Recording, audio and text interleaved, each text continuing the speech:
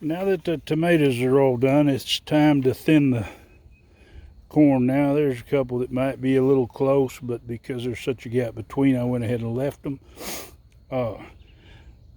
What I'm going to do now, they're still a little bit small, but I'm going to go ahead and which I'm going to weed. And if you hadn't been gardening and you're starting, if you get one of these hoes like this, and you can see, which I'm running that with one hand, and you can get right up close to the plant. Now I'm going to lay this corn by, and what that is I'm going to go ahead and fertilize it, and I don't want to. Once I fertilize it, I'm going to pull dirt up beside this. Corn has a tendency to want to fall over. This tool is nice because it cuts all the roots.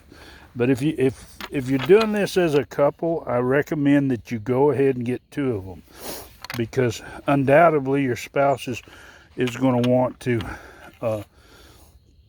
use one too, and if you only have one. But I want to come down here, which I have. It's a slight hill, and there's no real way that I can keep without having to plant at a really strange angle.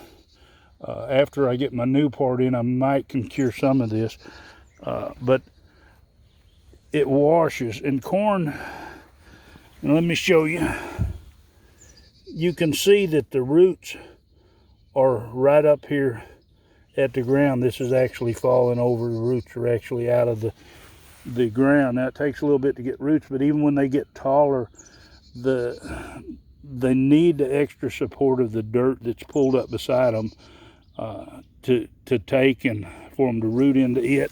They'll root up on the side of their stalk there a little bit, but it makes them where they stand up good. Because what I'm going to do today, like I say, I've been planning to thin it. Once I get them all weeded, which it'll take a little bit, because I don't want to just pull dirt up and have it cover up a bunch of grass that's going to come on out, because it's already got good roots started. I'm going to take and cut that root and clean those up. I'm picking up all the ones that I thinned out and haul them to the compost pit. There's a common idea that stress plants draw insects. That's what a lot of people think. And I'm going to say that if you pull one up and it's laying on the ground, it's definitely stressed. And if there's some certain scent or chemical that's given off that attracts an insect, that would definitely do it. So make sure you pull them out. While I'm down here, I want to talk about this area of my garden. Now my sweet potatoes are here.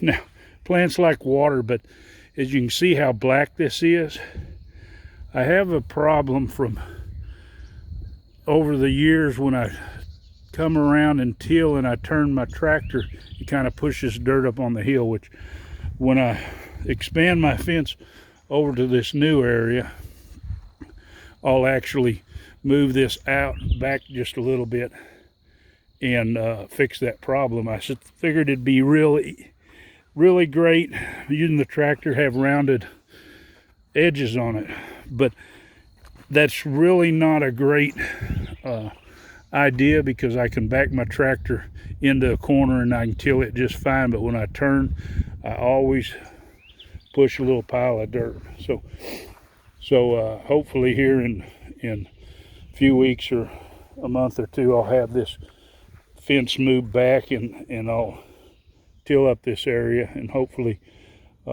remedy this so my sweet potatoes won't be drowning for the rest of the year.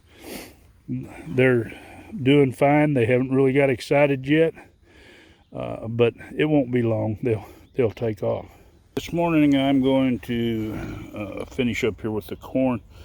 I'm laying it by or what that's actually consists of. Put fertilizer down the side of it, and then what I do is I come back and I pull all the dirt up on each side of the corn. It sturdies it up. It puts its roots where they're a little deeper in the soil, and it gets that fertilizer buried so it's in the ground and it can start making use of it, instead of if you just fertilized on top like this and let it go. Eventually when it rained, some of it would go in, but what would happen, a lot of it would be washed away, and your corn, once it got tall, it's not going to be as sturdy because its roots are just barely underneath the soil, and so anyway, what would happen is once it got up, you get a decent wind and it just blow it all over. Commercial farmers, they do this with equipment that just comes down and fertilizes and lays it by at the same time, which is an easy process for them. This is more labor intense, but if you want corn, that's what you're going to have to do, is take this little process. Once you do it, you're kind of done with it. You might come back and side dress it here in a few weeks, with some more nitrogen, heavy nitrogen dose, because you want to get it up tall. Whenever corn pollinates, its tassels, the higher they are, the more chance of the wind carrying them. Now, I might hand pollinate a lot of this.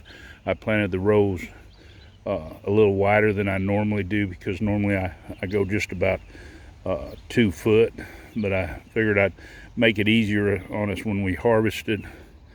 But it does make it to where you have to make sure that it gets pollinated. When you plant corn, normally you recommend 3 rows at least, and if you keep them fairly close together, like about 2 foot, then it's easy. The lightest little wind, it'll blow the pollen over onto the silks of the corn and give you a good full cob. So if you're growing corn and you end up with